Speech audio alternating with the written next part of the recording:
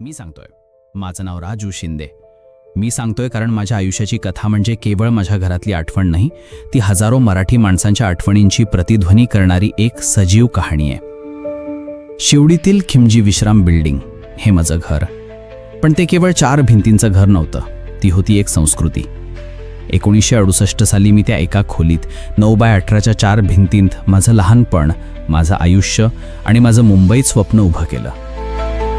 माझी आजी आजोबा फार पूर्वीपासूनच इथं राहत होते. मग वडील इकडेच मोठे झाले आणि आमच्या सर्व कुटुंबासकट मी सुद्धा. त्या एका खोलीत कोण राहायचं विचाराल तर हसाल. मी, माझा मोठा भाऊ, एक लहान भाऊ, आई, वडील, कधीकधी काका, मामा, चुलते, त्यांची बायको, त्यांचे 3 मुलं, सगळं एकत्र. पण सांगा ना, त्यावेळेस त्रास वाटला का? नाही.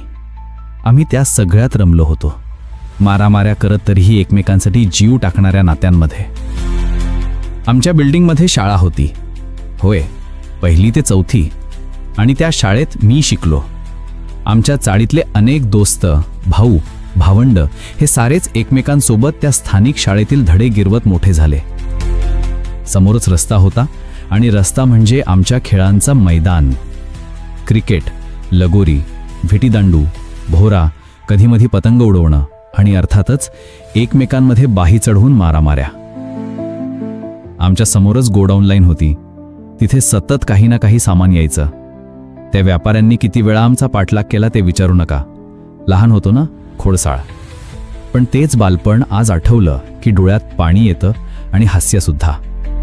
शिवजयंती उत्सव आमच्या बिल्डिंगचं विशेष. रस्त्यावर पडद्यावर सिनेमा दाखवायचे.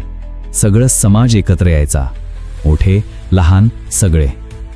तसेच शेजारी भिकुमळी चाळ, तिथल्या दीपोत्सवात रस्त्यांवर नाटकंही पाहिली.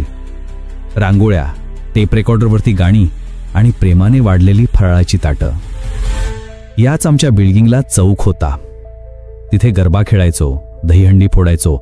पाय मोडायचे प्रसंग आलेत पण मनोबल नाही मोडलं. त्या चौकानं आम्हाला एकत्र बांधून ठेवलं. ती होती आमची बांधिलकी. पण आता तो काळ संपला.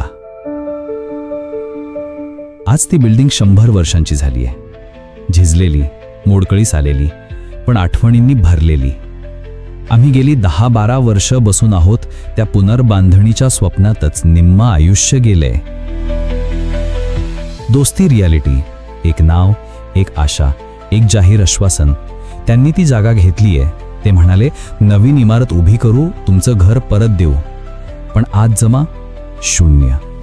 जुन्या बिल्डिंगमध्ये राहणारी अनेक मंडळी आता स्वप्न घेऊन स्वर्गवासीही झाली आहेत. त्यांनी त्यांचं ते नवीन घर उराशीच घेतलंय. आम्ही जे शिल्लक आहोत, आमच्या पुढे एकच प्रश्न उभा आहे की पुनर्बांधणी कधी होणार? ती नव्या जागेची चावी आपल्या हाती लागेल का?